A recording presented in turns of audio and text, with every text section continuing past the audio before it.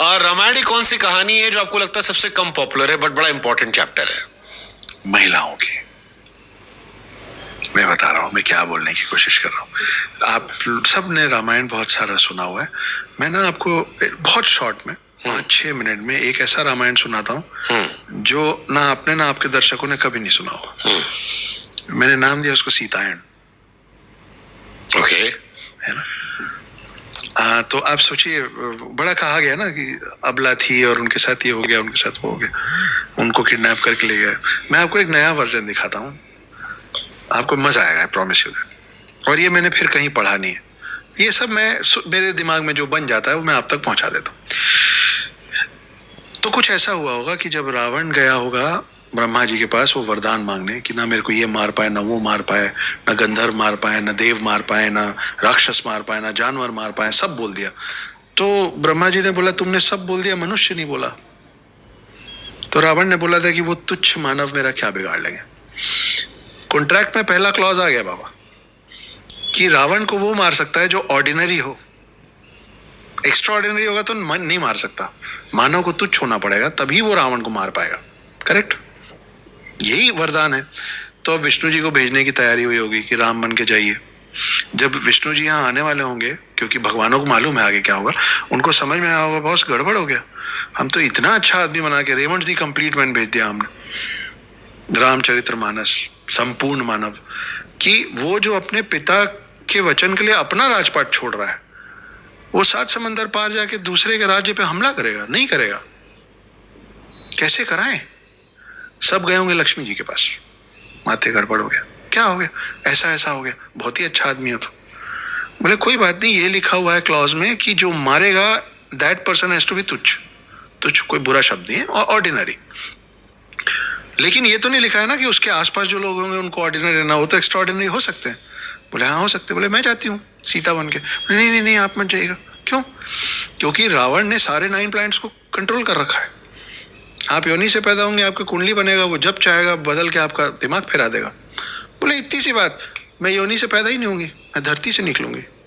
कैसे बनेगी कुंडली? और निकली, जनक की धरती पे निकली, जानकी हो गई। 6 साल की उम्र में परशुराम पहुंचे, पिनाका धनुष 21 बार क्षत्रिय विहीन करने के बाद जब उनको समझाया गया कि हो गया प्रभु, बख्श दीजिए, क्षत्रियों को मार चुके हैं आप जितना मारना था, तो राजा जनक को पिनाका धनुष देने आए, शिव जी का धनुष। अब आप सोचिए कि सीता एके लक्ष्मी जी, जिनको मालूम है कि मैं लक्ष्मी हूं, राम को नहीं मालूम था कि मैं विष्णु हूं बचपन में। इस चीज को समझने की जरूरत है। आप देखिए कृष्ण के कितने बालकांड है, राम का बालकांड कहाँ है ही नहीं, क्योंकि Ram was an ordinary man surrounded with extraordinary people.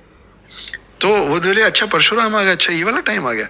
वो एक हाथ से पिनाका धनुष उठा दी कि चलिए बोलिए अपना स्टेटमेंट बोलिए। तो परशुराम ने बोला कि जो इस धनुष की प्रत्यंचा चढ़ाएगा वो होगा इसके लिए सही वर, ये खास है। जानबूझ के 6 साल की लड़की जिसको मालूम है मैं लक्ष्मी हूं, जैसे कृष्ण बाल कांड कर रहे थे, उठाई परशुराम के सामने की मारो स्टेटमेंट। स्वयंवर का टाइम आया, राम आए, राम ने प्रत्यंचा चढ़ाते चढ़ाते तोड़ दिया, वो सब चीजें हो गई, स्वयंवर हो गया। स्वयंवर के बाद वापस पहुंचे, दशरथ ने बोला भाई हमने तो ये वचन ले लिया, गड़बड़ कर दिया, कैकेयी को प्रॉमिस किया था जाओ बनवास। तब राम जी ने सीता जी को बोला था, लिखित भी है शॉर्ट भी है, कि आप राजकुमारी हैं, ये तो मेरे ऊपर है वचन, आप रहिए बढ़िया महल में, मैं आता हूँ बनवास काट के। बोली नहीं मैं साथ चलूंगी। लक्ष्मण की पत्नी नहीं गई ना उर्मिला, जब 2 पुरुष गए थे तो 2 महिलाएं क्यों नहीं गई थी? उर्मिला नहीं गई, क्यों नहीं गई उसकी अलग कहानी, मैं उस पर नहीं जा रहा हूँ। लेकिन सीता गई, क्योंकि लक्ष्मी को मालूम था कि अगर मैं इनके साथ जाऊंगी नहीं तो आगे की कहानी कैसे बनेगी, रावण तक कैसे पहुंचेगा ये ऑर्डिनरी मैन। गई। अब लोग बोलते हैं कि वो स्वर्ण मृग के पीछे दौड़ा दी थी। वो सीता जो 6 साल की उम्र में पिनाका उठा रही है, उसको ये नहीं मालूम हुआ कि स्वर्ण मृग नहीं होता है, सोने का हिरण नहीं होता है। उनको तो पता था कि सोने का हिरण नहीं होता, उस ऑर्डिनरी आदमी को नहीं मालूम था कि सोने का हिरण नहीं होता है राम को। तो पत्नी मोह में थे, बोले मेरे को चाहिए तो चाहिए। बोले अच्छा तुमने देखा, अच्छा तुम वही चाहिए, तुम बोल रहे हो तो होगा, जाता हूँ ढूंढने। वो चल दिए। तब लक्ष्मण जी ने लक्ष्मण रेखा खींची थी, क्योंकि मरीच मरते मरते वहां से राम की आवाज में लक्ष्मण लक्ष्मण चिल्लाए थे। अब ऐसा नहीं होता कि लक्ष्मण दौड़ गए थे, सीता के पास खड़े थे, सीता ने बोला भाई तुम्हारा आवाज दे रहा है, तुम जाते क्यों नहीं हो यहाँ से? तो लक्ष्मण ने बोला नहीं, भैया ने बोला आपकी रक्षा के लिए खड़े रहना, मैं नहीं जाऊंगा।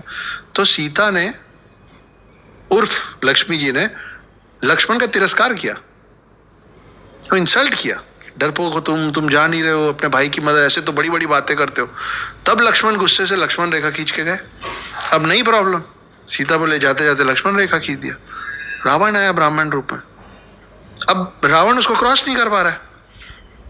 मैं इसको जैसे देखता हूं ना कि लक्ष्मी जी सोचोगी कि सब मेरे को ही करना पड़ता है, तू वहीं रुक, तेरे से ना हो पाएगा, मैं ही आती हूं उस तरफ। सीता उधर गई। अब वो सीता जो इतनी अबला थी कि जिनको ये नहीं मालूम था कि मैं इसको क्रॉस करूंगी तो वो ब्राह्मण रूप में रावण आया हुआ है, उसको कैसे मालूम था कि जैसे ही रावण हाथ लगाने लग गया तो सीता ने बोला हाथ मत लगाना, तेरे पे पुराना श्राप है, 1000 टुकड़े हो जाएंगे तेरे सर के, बिना परमिशन के महिला को हाथ लगा दिया तो, इसलिए बिना छुए रावण लेके गया। कैसे गई साथ में? क्यों गई? वो जाएंगे नहीं तो राम वहां पे पहुंचेंगे कैसे? अब जाते जाते उनको लगा रही है उन लोग मेरे को कैसे ढूंढेंगे, तो चीजें गिराना चालू की, अंगूठी गिरा रही है, बिछिया गिरा रही है। बिछिया और पायल बंदर लोग उठा के लाए, लक्ष्मण जी को दिखाया, बोले ये। लक्ष्मण जी देखे रोने लग गए, बोले मेरी माँ का है। हम उस कल्चर से आते हैं जहां भाभी का चेहरा नहीं देखा था, लक्ष्मण ने कभी चेहरा नहीं देखा था सीता जी का, उनके पैर बिछिया और पायल से पहचानते थे, तो वो देखे तो रोने लग गए, मेरी भाभी माँ का, मेरी भाभी। आप सोचिए इस देश में भाभी माँ से भाभी जान कब हो गई? कैसे हो गया ये कि अरे भाभी जान, अरे ये कब से हो गया आपका कल्चर? भाभी तो मां समान होती थी। खैर, इस पे तो मैं बहुत सारी बात आपको बता सकता हूं। इसमें से एक शब्द है जो अभी हम लोगों ने भी 1-2 बार बोला, जो कि आपको जाहिर सी बात है सबको सब कुछ नहीं पता होता, मुझे भी सब कुछ नहीं पता, लेकिन उस पे आएंगे। अब वहां से फिर वो वहां पहुंचे, इनको ले आके अशोक वाटिका में रखा गया। हनुमान पहुंचे थे ना कि हे माते चलिए मैं आपको ले चलता हूं। सीता बोली मैं नहीं जाऊंगी, राम ही आएंगे लेने, क्योंकि अगर मैं आपके साथ चली जाऊंगी, ऐसा बोला नहीं, यही होगा कि क्योंकि अगर मैं आपके साथ चली जाऊंगी तो राम का यहाँ आने का प्रोग्राम कैंसिल हो जाएगा, तो इस पूरा खेल करने का पर्पज ही डिफीट हो जाएगा ना, क्योंकि रावण से युद्ध ही नहीं होगा। उसके बाद राम आए और रावण का वध हुआ। अब अगर इस पूरी कहानी को आप देखेंगे ना, तो वो जो लाइन है ना, यदा यदा ही धर्मस्य ग्लानि भवति भारत अभ्युत्थानम धर्मस्य तदात्मानं सृजाम्यहम्, उसमें आपको जो विजुअल दिखता है वो दिखता है कि अर्जुन खड़े हैं रथ पे और कृष्ण बैठे हैं सारथी की जगह। ये लाइन मेरी इस कहानी पे जोड़ के देखिए, आपको अर्जुन की जगह राम दिखेंगे और कृष्ण की जगह सीता दिखेंगी। सीता की कहानी लगती है मुझे। ये सीता है।